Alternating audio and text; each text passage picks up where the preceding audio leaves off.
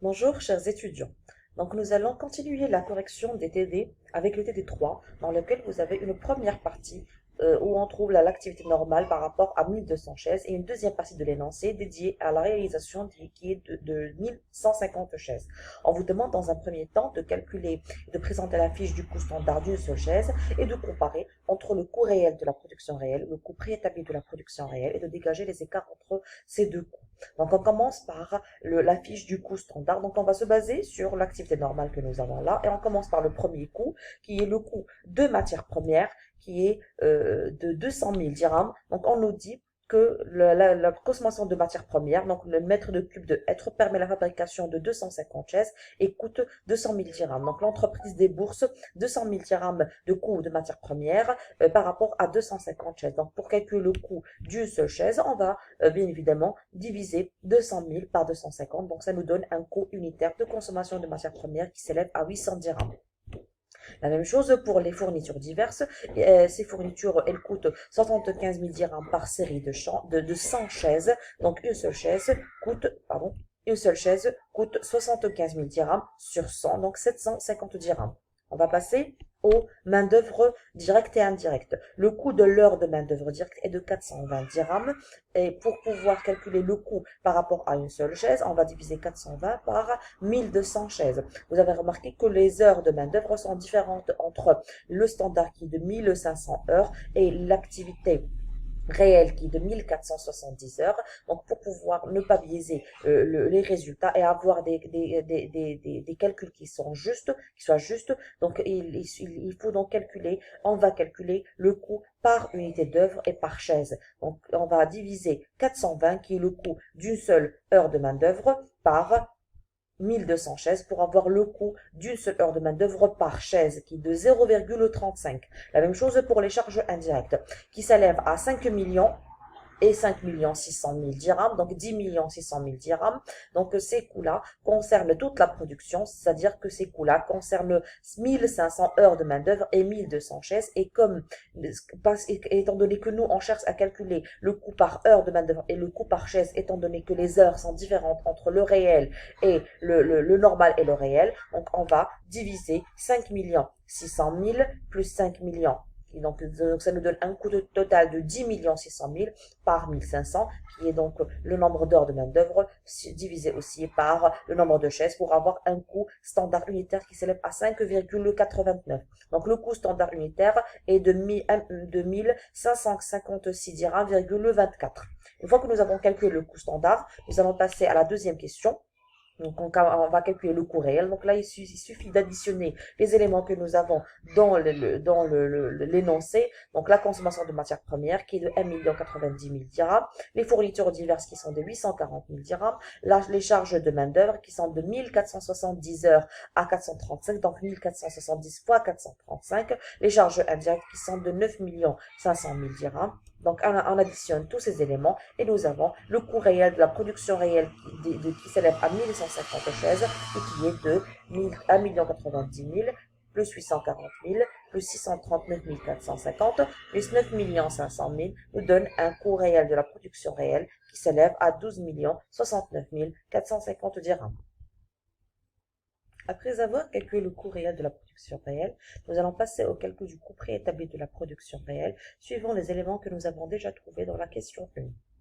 Et on commence par le coût standard de matière première, de consommation de matière première. Nous avons trouvé que chaque chaise consomme 800 dirhams en matière première. Donc, on va multiplier 800 par 1150. Donc, on va calculer le coût préétabli de la production réelle. On va se baser sur les quantités réelles qui sont de 1150 chaises. Donc, 800 fois 1150, soit une consommation de matière première préétablie, prévisionnelle, qui s'élève à 920 000 dirhams. La même chose pour les fournitures. Nous avons dans le coût standard prévu que les fournitures coûtent 750 dirhams par chaise. Donc, on multiplie 750 dirhams fois 1150 nous donne 862 500. Pour les coûts de main-d'œuvre, nous avons prévu que chaque heure de main-d'œuvre coûte 0,35 dirhams par chaise.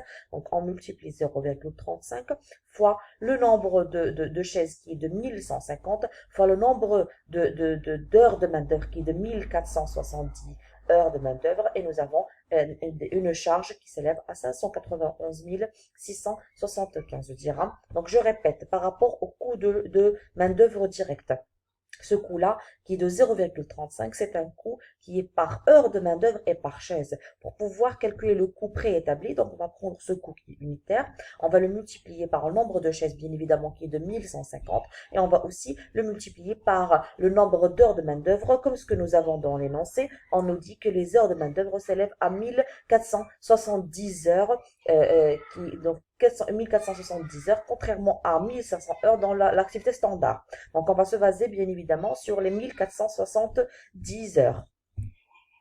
Donc, on multiplie 0,35 fois 1150 fois 1470 et ça nous donne un coût de main-d'œuvre qui s'élève à 591 000 dirhams 675.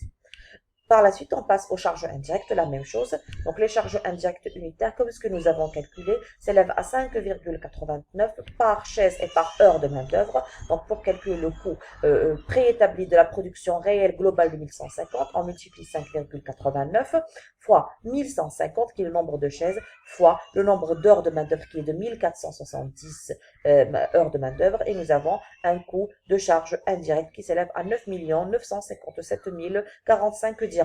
Donc, on additionne tous ces éléments pour avoir le coût préétabli qui s'élève à 12 331 220. Pour calculer l'écart entre ce que l'entreprise que ce que la production avait coûté réellement à l'entreprise et ce qu'elle avait prévu, donc on va faire la différence entre le coût réel de la production réelle qui est de 12 69 450 dirhams moins ce que l'entreprise avait prévu qui est de 12 331 220 dirhams. Donc, nous avons un écart qui s'élève à 261 770. C'est un écart qui est favorable, étant donné que l'entreprise a dépensé moins que ce qu'elle avait prévu. Donc, c'est un écart qui est favorable. Pour pouvoir comprendre l'origine de cet écart-là, il suffit de calculer l'écart de chaque élément qui compose ce coût-là. Donc, on fait la différence entre le coût de la consommation de matières premières réelle qui est de 1 090 000 moins 920 000 et nous avons un écart qui est cette fois-ci défavorable de 170 000 dirhams étant donné que l'entreprise avait prévu une une consommation de matières premières qui va coûter 920 000 dirhams alors qu'en réalité elle en a dépensé 1 090 000 dirhams. La même chose pour les fournitures. Donc on va pouvoir calculer l'écart entre le coût de fourniture réel et prévisionnel. L'entreprise a dépensé réellement un coût qui s'élève à 840 000 dirhams, alors qu'en réalité, elle en a prévu 862 500 dirhams. Donc, c'est un écart qui est favorable, étant donné que l'entreprise a dépensé moins que ce qu'elle avait prévu, qui s'élève à 22 500. Pour le coût de main-d'œuvre, là aussi, l'entreprise a dépensé réellement 639 450 dirhams, alors qu'en réalité, alors qu'elle avait prévu une dépense qui s'élève à 591 675 dirhams. Donc, c'est un écart qui est défavorable puisque l'entreprise a dépensé plus que ce qu'elle avait prévu. Et la même chose pour les charges indirectes. Elle s'élève à 9 500 000 dirhams. L'entreprise a dépensé réellement 9 500 000 dirhams alors qu'elle avait prévu une dépense de 9 957 000 dirhams 45 et donc c'est un écart qui est défavorable qui s'élève à 457 045 dirhams. Donc en additionnant ces éléments-là, on arrive bien évidemment au même résultat qui est de 261 770. Donc avec ceci, nous avons fini la correction du TD3. Nous allons passer au TD4. Dans ce TD, nous avons un schéma. À partir de cette représentation schématique, on vous demande de calculer le chiffre d'affaires réel et le chiffre d'affaires prévisionnel et de pouvoir dégager l'écart global et de l'expliquer.